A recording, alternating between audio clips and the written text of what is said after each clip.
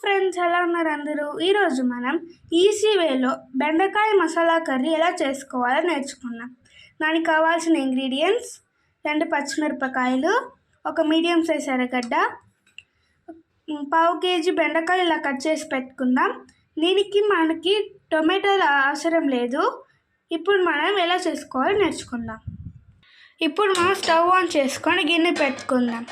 గిన్నె హీట్ అయిన తర్వాత కొంచెం ఆయిల్ వేసుకుందాం.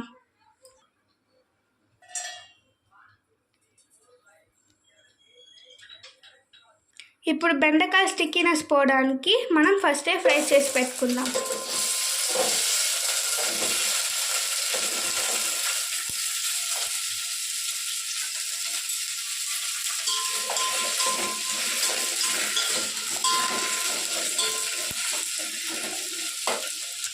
చూడండి, స్టిక్కీనెస్ పోయింది, బాగా ఫ్రై అయింది. కాబట్టి ఇప్పుడు మనం దీన్ని ఒక ప్లేట్లో ట్రాన్స్ఫర్ చేసుకుందాం. ఇప్పుడు మనం మళ్ళీ అదే గిన్నె పెట్టుకొని కొంచెం ఆయిల్ వేసుకుందాం. ఆయిల్ వేసుకున్న తర్వాత కొంచెం జీలకర్ర వేసుకుందాం.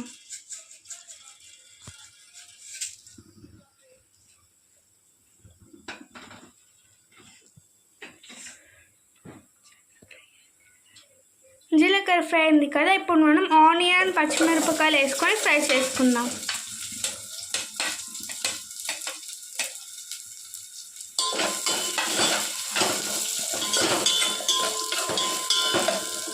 ఇప్పుడు మనం వీటిని గోల్డెన్ బ్రౌన్ వచ్చేంత వరకు ఫ్రై చేసుకుందాం.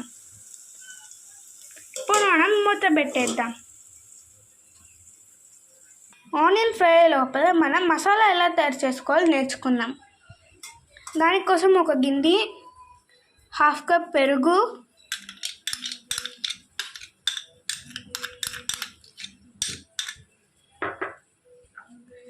ఒక స్పూన్ గరం మసాలా, 2 స్పూన్లు ధనియాల పొడి, మీకు టేస్ట్కి తగినంత ఉప్పు, కారం వేసుకోండి. ఇప్పుడు మనం పసుపు వేసుకుందాం.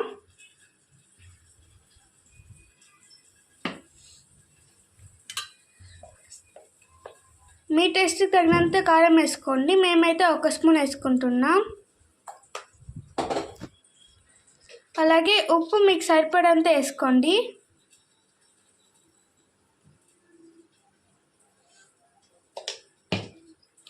ఇవన్నీ వేసుకున్నాం కదా, ఇప్పుడు మనం బాగా మిక్స్ చేసుకుందాం. ఇలా బాగా మిక్స్ చేసుకున్న తర్వాత మీకు ఉప్పు, కారం సరిపోయిందా లేదా ఇప్పుడే చూసుకోండి. మాకైతే సరిపోయింది. ఇలా మిక్స్ చేసుకున్న తర్వాత ఈ మిక్స్చర్ని మనం పక్కన పెట్టేసుకుందాం. ఇలా ఆనియన్ ఫ్రై అయ్యాయి కదా, ఇప్పుడు మనం చేసి పెట్టుకున్న మిక్స్చర్ని దాంట్లో వేసుకుందాం. వేసుకున్న తర్వాత పచ్చివాసన పోయేదాకా మనం ఫ్రై చేసుకుందాం.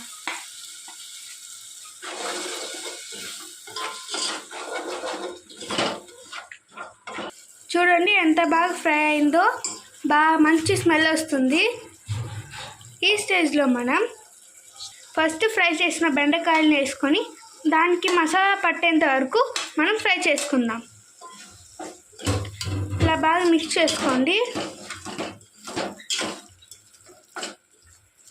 ఇలా మిక్స్ చేసుకున్న తర్వాత మీకు ఎంతైతే గ్రేవీ కావాలో అంత అయితే వాటర్ వేసుకోండి. వేసుకున్న తర్వాత బాగా మిక్స్ చేసుకోండి.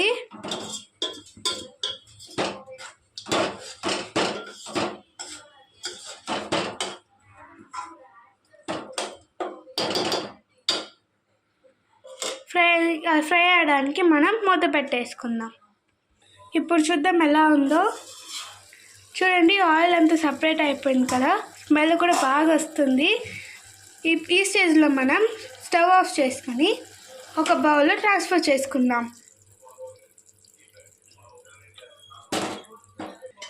చూడండి ఎంత కలర్ఫుల్గా ఉందో. ఈ మసాలా కూర అన్నంకే కాదు, దోశ, చపాతీ, ఇడ్లీ అన్నిటికి కూడా బాగుంటుంది. స్మెల్ కూడా బాగా వస్తుంది.